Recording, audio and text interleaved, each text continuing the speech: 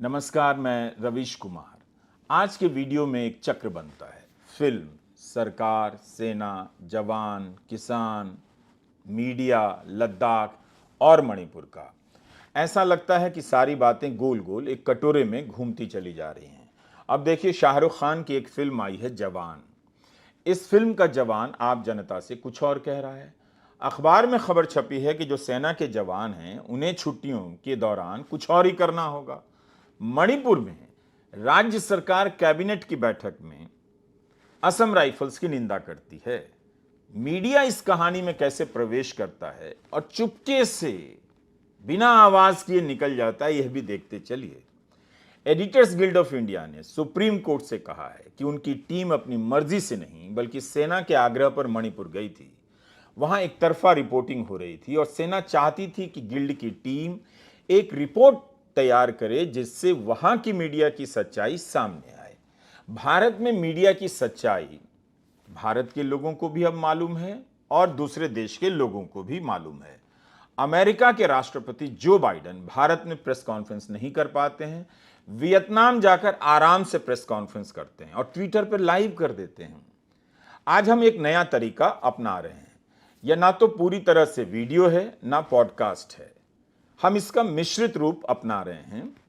अब आप आगे का हिस्सा मेरी आवाज की शक्ल में भी सुनेंगे। आवाज के साथ रिपोर्ट से संबंधित कुछ दृश्य कभी कभी आपको चलते हुए नजर आएंगे, मगर मेरा चेहरा नहीं होगा।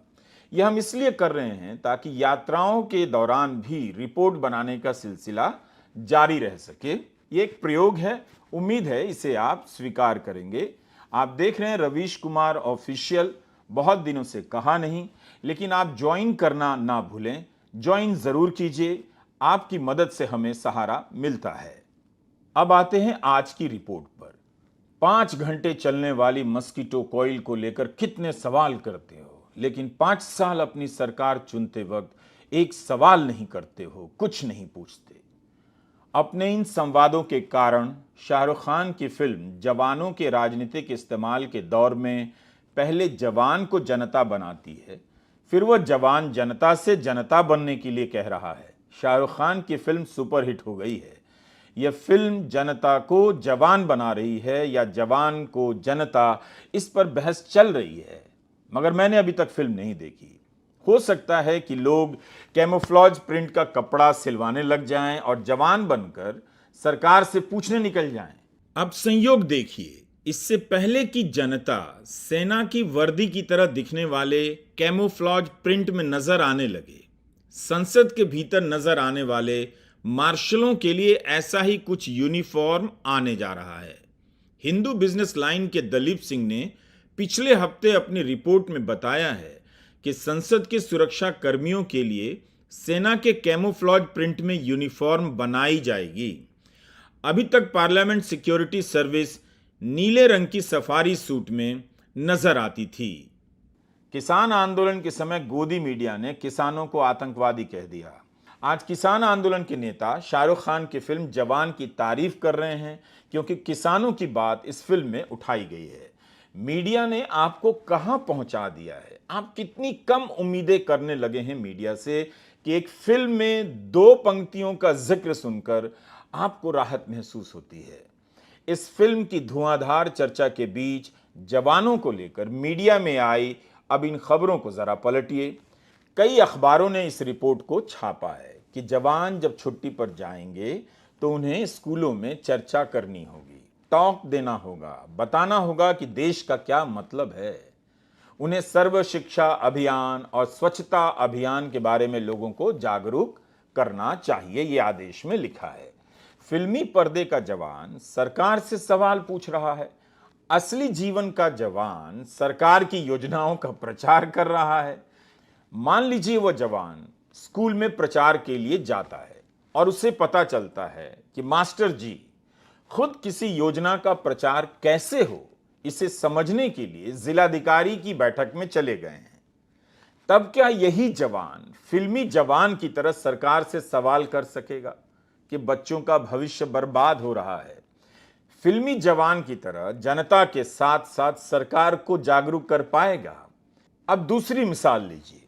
मान लीजिए कि उस जवान की नजर इस खबर पर पड़ जाती है कि 2014 से लेकर अभी तक उद्योगपतियों के 14.5 लाख करोड़ का कर्जा बट्टे खाते में डाल दिया गया है, राइट ऑफ किया गया है और वसूली करीब 3 लाख करोड़ भी नहीं हुई है।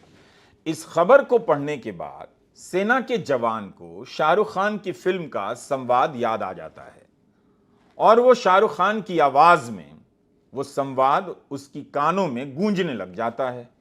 एक बैंक जो केवल 40,000 रुपए के लिए गरीब किसानों को उसकी जान लेने पर मजबूर कर देता है, उसी बैंक ने तुम्हारे डैड के 40,000 करोड़ यूं ही माफ कर दिए। ये संवाद है फिल्म का। इसके बाद वह जवान किसानों के साथ हो लेता है, मोर्चा लेकर बैंक के बाहर पहुंच जाता है कि हमें बैंक को जागरूक करना है, किसानों के लोन माफ करवाना है। तब सेना क्या करेगी, सरकार क्या कहेगी? लेकिन यह भी ध्यान में रखा जाना चाहिए कि उस जवान से यह ना कहा जाए कि वह अग्निवीर योजना का भी प्रचार कर दे, जिसके कारण 4 साल के बाद उसके सेना से बाहर होने का खतरा सर पर मंडराता रहता होगा। मीडिया रिपोर्ट में अग्निवीर योजना के बारे में जागरूक करने का मुझे तो जिक्र नहीं मिला, केवल स्वच्छता अभियान और सर्व शिक्षा अभियान का जिक्र मिला। इस आदेश को लेकर यह बहस बहुत जरूरी हो रही है कि कहीं सेना के जवानों को प्रचार के काम में तो नहीं लगाया जा रहा है, सेना का राजनीतिक इस्तेमाल तो नहीं हो रहा। सेना का जवान वैसे ही मुश्किल हालात में काम करता है, उसका जीवन बहुत कठोर होता है।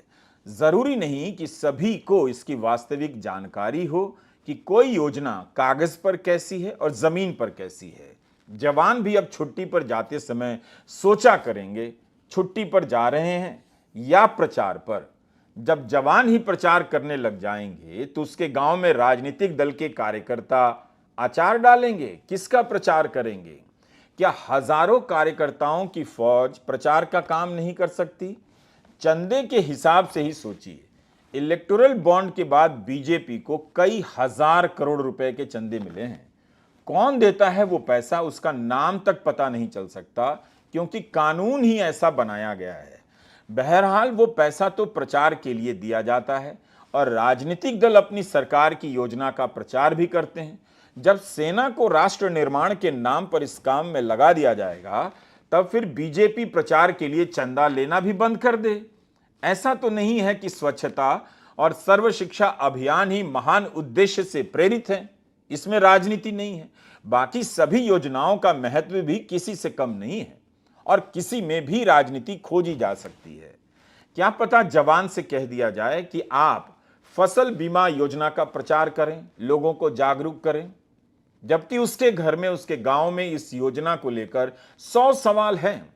उन सवालों का जवाब क्या इस जवान के पास होगा?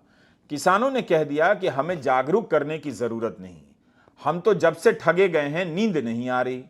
आप जवान जी हमारे सवाल के जवाब ला दो, कम से कम सेना से ही हमारा सवाल सरकार से पूछवा दो, तब क्या होगा? ऐसे तो इसी तरह एक दिन सभी सरकारी कर्मचारियों को कह दिया जाएगा कि सेना के जवान प्रचार कर रहे हैं और आप संडे के दिन आराम कर रहे हैं। आप भी कम से कम 10 घरों में सरकार की स्कीम का प्रचार करके आइए। एक दिन यह भी तो हो सकता है कि किसी सरकारी योजना के जितने लाभार्थी नहीं होंगे, उससे कई 100 गुना ज्यादा उसके प्रचारक हो जाएंगे। राष्ट्रहित और राष्ट्रवाद के नाम पर पत्रकारिता को इसी तरह खत्म कर दिया गया। अब जवान जब गांव लौटेगा तो लोग कहेंगे कि घर आए हो वो तो ठीक है, पर प्रचार किस योजना का करने वाले हो? जवान की मां कहेगी बेटा खाना खा ले, जवान कहेगा मां पहले 2-3 योजनाओं का प्रचार कर लूं फिर खाता हूं। हजारों करोड़ रुपए के विज्ञापन जिस गोदी मीडिया को दिया जाता है, वो जनता के पैसे का ही होता है। एक नेता के पीछे लाखों करोड़ रुपए और हजारों को रोजगार देने वाला मीडिया नाम का पेशा बर्बाद कर दिया गया। क्या उससे प्रचार नहीं हो पा रहा था, या अब उसके प्रचार पर लोगों में विश्वास घट गया है, जो अब जवानों को लगाया जा रहा है ताकि आम लोग ये समझें कि सेना का जवान इसकी तारीफ कर रहा है, इसका मतलब है कि यह योजना बहुत अच्छी है और सभी जगह लागू हो गई है। मीडिया की बर्बादी के बीच इस खबर पर हमारी नजर पड़ गई। लाइव लॉ में उस बहस का जिक्र है जहां सेना और मीडिया का संदर्भ आता है। सेना एडिटर्स गिल्ड ऑफ इंडिया से कहती है कि वो मणिपुर आए और वस्तुनिष्ठ रिपोर्टिंग करे, क्योंकि वहां का मीडिया एक पक्षीय हो गया है। एडिटर्स गिल्ड की तरफ से वकील कपिल सिब्बल ने सुप्रीम कोर्ट में यही कहा है। आज सेना को ही निष्पक्ष मीडिया की सबसे अधिक जरूरत पड़ गई है। मुझे लगता है कि गोदी मीडिया के पत्रकारों को अग्निवीर योजना के तहत सेना में भेज देना चाहिए, ताकि अब वे जवान बनकर सरकार का प्रचार करें, और सेना को अपना मीडिया बना लेना चाहिए ताकि वह सही फैक्ट रिपोर्ट जनता को बता सके। यह हालत हो गई है हमारे देश की। एडिटर्स गिल्ड ने फैक्ट फाइंडिंग टीम भेज दी और रिपोर्ट जारी कर दी तो मणिपुर ने एफआईआर कर दी। बाकायदा मुख्यमंत्री ने प्रेस कॉन्फ्रेंस कर एडिटर्स गिल्ड की रिपोर्ट को निशाने पर लिया। इसे चुनौती देने के लिए पत्रकार सीमा गुहा, संजय कपूर, भारत भूषण और एडिटर्स गिल्ड ऑफ इंडिया के अध्यक्ष ने संयुक्त रूप से रिट याचिका दायर की है। Chief justice of India DY Chandrachud, justice JB Pardiwala और जस्टिस मनोज मिश्रा की पीठ मामले की सुनवाई कर रही है। कपिल सिब्बल ने यूं ही बात नहीं कही। एडिटर्स गिल्ड की तरफ से उन्होंने कोर्ट से कहा कि हमने स्वेच्छा से वहां जाने की इच्छा नहीं जताई थी। सेना ने हमसे अनुरोध किया था। यह बहुत गंभीर मामला है। कृपया एडिटर्स गिल्ड को भेजे गए सेना के पत्र को देखें। यह एडिटर्स गिल्ड को सेना का निमंत्रण है। देखें क्या है, वहां क्या हो रहा है। स्थानीय मीडिया द्वारा अनैतिक एक पक्षीय रिपोर्टिंग, यह उनके निमंत्रण पर हम गए थे। इस दलील से सीजीआई ने पूछा, लेकिन सेना ने एडिटर्स गिल्ड को मणिपुर आने के लिए क्यों कहा? सिब्बल ने जवाब दिया, क्योंकि वे जमीन पर क्या हो रहा है इसका वस्तुनिष्ठ मूल्यांकन चाहते थे। 15 सितंबर को इस मामले की अगली सुनवाई होगी। हिंदू अखबार में विजेता सिंह की यह रिपोर्ट चिंता में डालने वाली है। यह रिपोर्ट बता रही है कि मणिपुर में सेना और अर्धसैनिक बलों को राज्य की पुलिस से किन किन चुनौतियों का सामना करना पड़ रहा है। वहां बीजेपी की सरकार है जो डबल इंजन कहलाती है। इस तरह की रिपोर्ट छप रही है। विजेता ने इसे सेना के सूत्रों के हवाले से लिखा है। मणिपुर की हालत में कोई सुधार नहीं है। सुधार होता तो 4,500 अतिरिक्त सुरक्षा बलों को भेजने का फैसला नहीं होता। मई से सितंबर आ गया, वहां से तो सुरक्षा बलों की अब वापसी होनी चाहिए थी, मगर उल्टा तैनाती बढ़ती जा रही है। वहां पहले से ही 36,000 केंद्रीय सुरक्षा बल तैनात हैं। इसमें सेना के भी जवान शामिल हैं। हिंदू अखबार ने एक वीडियो का जिक्र किया है जिसमें पुलिस की वर्दी में जवान असम राइफल्स के जवानों से बहस कर रहे हैं। यही नहीं, जो हथियार लूटे गए थे अभी तक सभी बरामद नहीं हुए हैं। इनमें से कुछ हथियारों को ब्लैक मार्केट में बेचा गया है। पिछले शनिवार को मणिपुर कैबिनेट में पल्लेल में भीड़ को काबू करने के दौरान सुरक्षा बलों के बर्ताव की निंदा की गई। कैबिनेट में सुरक्षा बलों की निंदा हो रही है जो करीब 4.5 महीने से वहां तैनात है और वह किसी तरह हालात को संभालने की कोशिश कर रही है। यही नहीं, मणिपुर के मुख्यमंत्री एन बीरेन सिंह ने महिला एक्टिविस्ट को भरोसा दिया है कि इस महीने असम राइफल्स को हटा दिया जाएगा, दूसरा केंद्रीय बल आएगा। असम राइफल्स सेना के नियंत्रण में रहती है। मैतेई समाज की महिलाओं का आरोप है कि असम राइफल्स कुकी आतंकियों का पक्ष ले रहा है। यह कितना संगीन आरोप है। न सिर्फ सुरक्षा बलों की निंदा हो रही है, वह भी कैबिनेट में, बल्कि उन पर आतंकियों के साथ मिले होने के भी आरोप लगाए जा रहे हैं। और ऐसे आरोप लगाने वालों को मुख्यमंत्री की तरफ से आश्वासन दिया जा रहा है कि असम राइफल्स को हटा दिया जाएगा। क्या यही मजबूत सरकार और डबल इंजन की सरकार का नतीजा है? पिछले महीने लोकसभा में अमित शाह ने कह दिया कि कुकी लोग म्यांमार से मणिपुर में घुसने लगे जब सेना ने उग्रवादियों को निशाना बनाना शुरू किया। समाचार एजेंसी पीटीआई के हवाले से टेलीग्राफ ने खबर छापी है। सेना के अफसर लेफ्टिनेंट कर्नल रमन त्यागी पर गोली चलाने वालों में प्रतिबंधित आतंकी संगठनों का हाथ हो सकता है। इनके नाम यूएनएलएफ और पीएलए हैं। सेना का यह अधिकारी गंभीर रूप से घायल है। सुरक्षा बलों को सतर्क किया गया है कि प्रदर्शन करने आ रही लोगों की भीड़ में आतंकी हो सकते हैं। इस रिपोर्ट के अनुसार पिछले कई हफ्तों से चेतावनी दी जा रही है कि कमजोर हो चुके उग्रवादी समूह फिर से सक्रिय होने लगे हैं। सेना और असम राइफल्स ने ऐसे ही एक उग्रवादी समूह के तथाकथित लेफ्टिनेंट कर्नल को पकड़ा है। यह व्यक्ति 2015 में सेना पर हमला कर चुका है जिसमें 18 जवान मारे गए थे। मणिपुर से आने वाली खबरों पर आप नजर डालते रहिए। इन 4.5 महीनों में क्या सुधार हुआ है, इसकी पोल खुल रही है। वहां केवल 2 समुदाय ही एक दूसरे के आमने सामने नहीं, बल्कि पुलिस और सुरक्षा बल भी आमने सामने हैं। अब आप इस खबर को ही देख लीजिए। महाराष्ट्र में मराठा आरक्षण को लेकर विवाद चल रहा है। आरक्षण समर्थकों पर पुलिस की लाठी चली, नाराजगी बढ़ी तो सरकार ने बातचीत का रास्ता खोल दिया।